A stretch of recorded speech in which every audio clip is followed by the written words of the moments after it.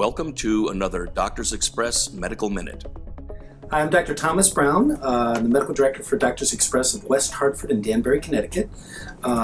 This month is Hernia Awareness Month, so today's Medical Minute will be on hernias. What are hernias, how common are they, and how do people get them?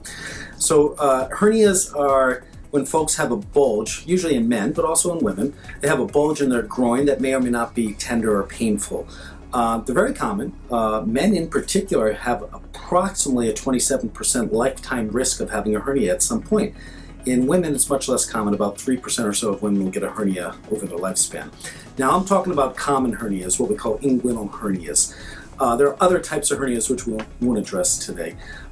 In terms of what causes them, well, it often happens in folks who have weakened abdominal muscles for whatever reason and are doing some heavy straining. And this is part of the reason that it happens in young men more often than other individuals. Now, in men, without getting into too much physiology, men of course have testicles and a scrotum, and those structures descend through this canal, this inguinal canal. So the canal is much larger in men than in women, and that's part of the reason men are so much more susceptible or prone to having hernias.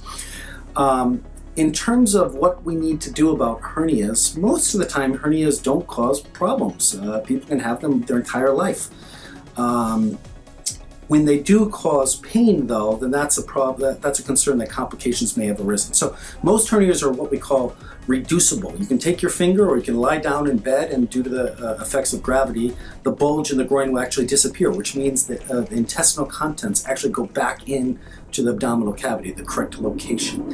If it's not reducible by lying down or using a finger or having a physician try to reduce it, then there's concerns for things like strangulation and incarceration. Without getting into details of what those are, if those concerns are there, then you need to send the person to a surgeon, and there may be a need for surgery.